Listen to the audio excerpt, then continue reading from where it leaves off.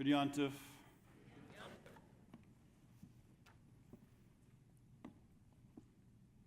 Judaism teaches that certain periods of time are liminal in nature and hold tremendous spiritual potential.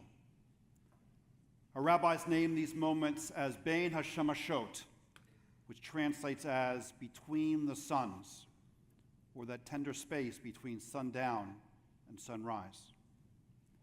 These are thin places in time, precious, fleeting, and filled with vulnerability, because they anticipate transformation, if only we are awake to perceive them. This past summer, our family felt the texture of Bein HaShamashot. Our eldest, Maccabee, had finished high school but had not yet started college. On the surface, everything appeared normal, with familiar patterns of everyone being very busy. Yet, as anyone who has watched a child prepare to leave the nest knows, Maccabee's imminent departure quietly hovered over every activity. Family dinners on the back porch were savored for more than just the food. We would look for excuses to see him throughout the day and steal moments with him in the kitchen late at night. Yes, the summer days are long, but the weeks seemed too short, knowing that our son was about to embark on the adventure called the rest of his life. And we who are staying at home would miss him. In truth, even while together these past few months, we'd already begun to miss him. Far from being grim or heavy, the awareness of this liminal time was a reflection of the love in our home and the depth of our relationship. One evening, just a few weeks ago, Maccabee returned home from a Shabbat meal with college-age kids at another synagogue in Dunwoody. The conversation revolved around the particulars of Jewish identity versus being a citizen of the world. Marita and I were almost done tidying up the kitchen. It had been a long day. We were tired. It was late. But Maccabee was wide awake, alive with energy, and he wanted to dive into the conversation right then and there that I would come to call the mom, dad, why be Jewish conversation. Gathering our wits to meet the moment, we found ourselves enumerating the statistical reality. We're a tiny people, just 2% of America and 0.00002% of the world. As if to say, we don't have the luxury to ask these kinds of questions. Without our Judaism, we risk losing ourselves. But numbers and statistics wasn't what he was looking for. My wife, an immigrant from the Soviet Union, tried the age-old approach, explaining that being Jewish is a form of defiance against the oppressors who would rather see us erased. But Mac wasn't interested in an identity based on anti-Semitism. He pressed for something deeper, something that spoke to the heart of who we are. Now, our rabbis teach that the whole reason for being Jewish is that God's tapped us to be partners in making the world a better place, taking it from where it is to where it ought to be, from darkness to light, sickness to health, brokenness to wholeness, from injustice to justice. That's what we call tikkun olam, repairing the world. And our sages say that every generation of Jews is responsible for doing their part to move that needle forward. Every single one of us is meant to make the world better through our thoughts, our actions, in our relationships. Now, I believe this. I really believe this with all of my heart. But Maccabee had heard me say this many, many times. And so when I said it to him that night, he literally rolled his eyes at me. The words had worn out their meaning. It was too theoretical. And round we went. I said, Judaism is our religion. He responded, lots of Jews never step foot in the synagogue, and they're still fully Jewish. I said, well, it has something to do with faith in God. He replied, aren't we Jews by definition God wrestlers? And our religion allows us to question, doubt, and to even reject God, and we're still considered to be fully Jewish. I brought up shared history. We're an ancient people. Yeah, maybe, he said. But the reality is that Jews across the world don't look the same, don't speak the same language, or even share the same culture. We are super diverse in every measurable way. Running out of steam for the moment, we surrendered to the midnight debate in the kitchen. And in the quiet that settled around us, I felt the full weight of a realization. Raising the next Jewish generation in today's world demands courage. As Rabbi Yitzhak Greenberg recently wrote, all Jews alive today are essentially Jews by choice. Very few live under the kind of oppression that once forced Jews to stay within their communities. In fact, many Jews in the diaspora are successful, their lives blending into the surrounding cultures, which means that anyone who chooses to identify as a Jew, no matter their level of observance, is making a deliberate choice. In that choice lies both the freedom and the responsibility to pass on a living, breathing Jewish identity. I heard myself saying, Maccabee, I don't have an easy answer to your question, why be Jewish? And I can't really answer it by myself. But what I do know is this. An intellectual debate doesn't come close to an answer. In the end, why be Jewish feels a lot like saying, why be part of a family? To be Jewish is to be part of an extended family that experiences life together and shows up for one another again and again and again. At this point, we were close to sunrise, and for the moment, the conversation was over. But today feels like the right time to renew it. Rosh HaShanah is our celebration of the new year, but it's also called Yom HaZikaron, the Day of Remembering.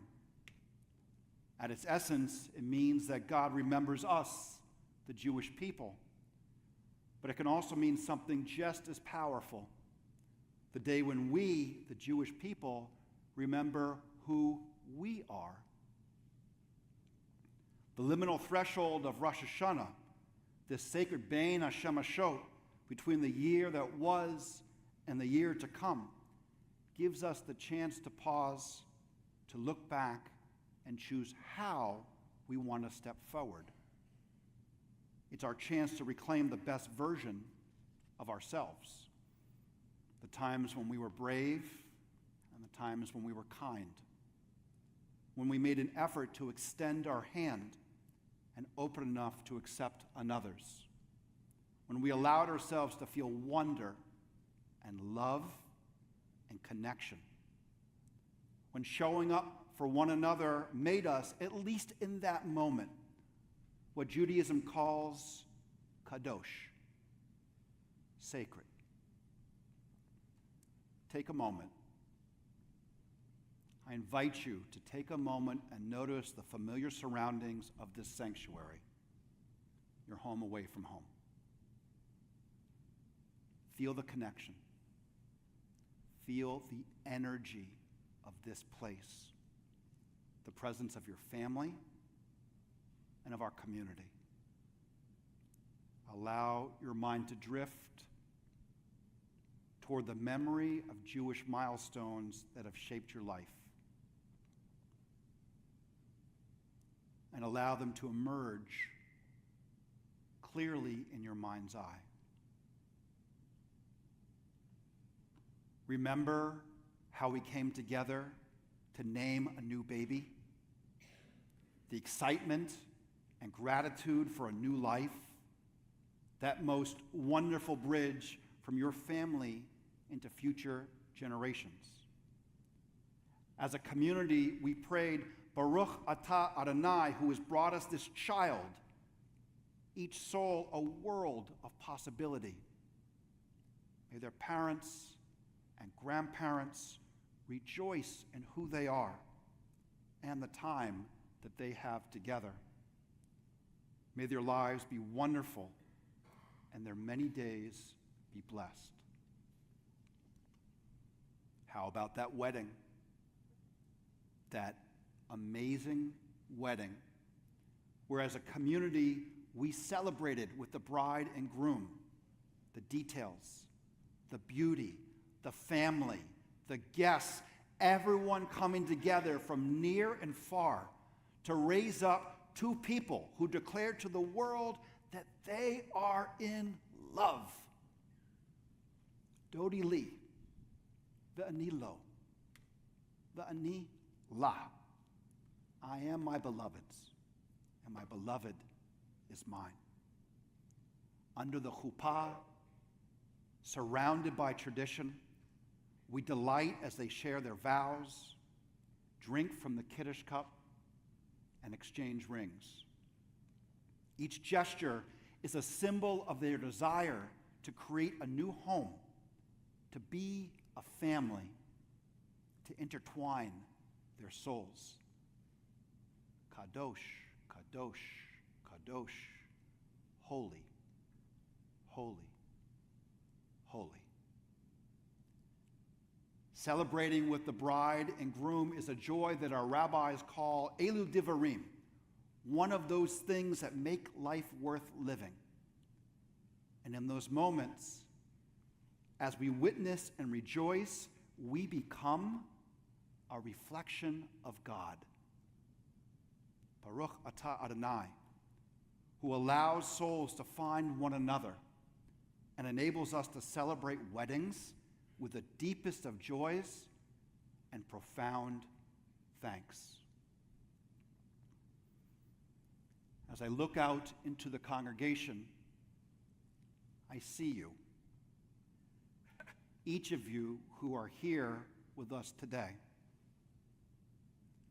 And I also see those from our community who've died. Our tradition holds that the people who we love most and have passed on are right here with us, close enough that you can feel their presence. The love that you shared transcends the boundaries of death. Remember their funeral? When we celebrated a life well lived, even as we mourned their passing. At every Jewish funeral, we utter the words, ashes to ashes, dust to dust, return to your source, reminding us that just as a wave softly returns to the ocean, so do our souls return to God. These are the moments when families come together. Profound times when friends and community hold one another. We're invited into the house of mourning, where we sit Shiva and break bread. There we tell stories, jewels of a life lived that are heard and held like treasure. Our sages teach that helping bury someone is the highest level of kindness because it can't be repaid. I often feel that the way we come together around the death reveals us at our best. There's something about the meeting point of mortality and love that softens us, peeling away callous layers that we build up over time. Our rabbis teach that as painful as that time may be, nothing opens us to receiving love quite like a broken heart. Funerals are never happy, but they are so meaningful in the weave of our lives, binding our connections with one another. Zikron Bracha, may our memories of the dead always be for us a blessing. Remember gathering for Shabbat? The frenzy of delicious smells and cooking, setting the table, guests arriving with flowers. Its dance is a welcoming and familiar choreography. Together, we share the sweetness of wine, the glow of candlelight, and the quiet joy of simply being with each other. And for a moment, time feels more gentle. Shabbat empowers each of us with the possibility that we and our world could be so much more. Our rabbis say that on Shabbat, our souls have the chance to revitalize and grow. And so Shabbat serves as a hint of Olam Haba, the world to come. By far my favorite Bein HaShemashot, sacred liminal time, is the bar and bat mitzvah, a rite of passage for our teenagers often celebrated right here in this sanctuary. We are a tiny people, and I have a theory that the reason we Jews are still here and tend to flourish wherever we go despite our minute numbers is because of the bar bat mitzvah tradition. Growing up is inevitable. Time takes care of that. But spiritual and emotional maturity, that's something different. It doesn't just happen on its own.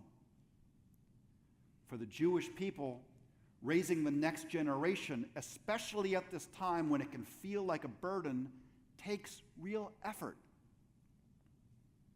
Our hope is not simply that they grow up, but that they grow into grounded, community-oriented, and spiritually alive adults.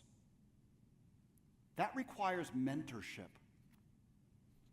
It takes shared experiences and the steady presence of a community that models what it means to live with purpose. Rabbi Shai Held describes the times in which we live as full of beauty and barbarism. We are complex beings with contradictory natures, struggling to make our way through what is often a bewildering world. In the face of all this, Jewish tradition makes a simple but audacious claim, our conflicting impulses notwithstanding. We remain capable of choosing the good, and the height of the good is love. At just 13 years old, we empower our young men and women to stand before us and to lead because we love them and because we need them. The success that they feel after diligently studying Torah and leading their community in prayer gives them the confidence and the momentum to do the next big thing in life. Mitzvah gereret mitzvah. One mitzvah propels us to another. Maybe it begins with leading a project for school and then grows into something for their town, and one day, perhaps for the sake of the world. Our 13-year-olds are taught that they are infinitely valuable to our community, and they have unique gifts to share. Across generations, we nourish them with the courage to try. There's a moment at the bar bat mitzvah when we're all standing in front of the open ark, the family's holding the Torah, and the child's ready to receive. In that sacred pause, we say to them, "Hey, how are you doing?" And with this break in decorum, we remind one another that the rituals and the space and the liminal time are all so personally beautiful. That boy or girl, dressed in their Shabbat best, standing beneath the Ner Tamid, almost always smiles, as if to signal that they're more than okay. They're seen, they're held, they're known. They accept the Torah from their parents and lead us all in the Shema, an ancient mantra of Jewish continuity. There's a midrash that teaches that the first time the Shema was proclaimed was on Jacob's deathbed when he was surrounded by his 12 children. In the twilight of his life, Jacob felt the age-old parental anxiety. Will my children carry on my tradition? Have I done enough to teach them? Will the next generation uphold the ethics of our people? In other words, will his kids and grandkids choose to remain Jewish in a world of competing choices, negative projections about their identity, and a million distractions? According to the Midrash, despite their many differences, Jacob's children respond in unison, Shema Yisrael, Adonai Eloheinu, Adonai Echad. Listen, Israel, calling Jacob by his second name. Your God is our God, and God is one. With these words, they assure him that they will stand their ground as an extended family and proudly carry Judaism into their own lives and into each generation to come.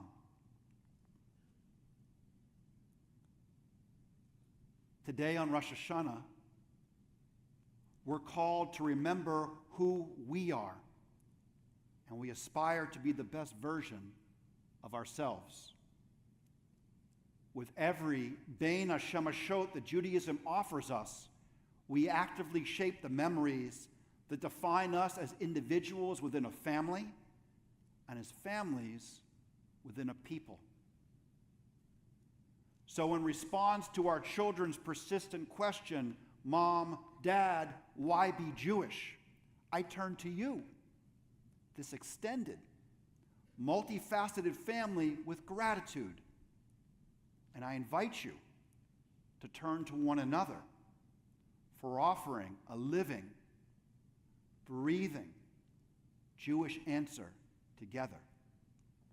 Shema Yisrael, Adonai Eloheinu, Adonai Echad. Shana Tova.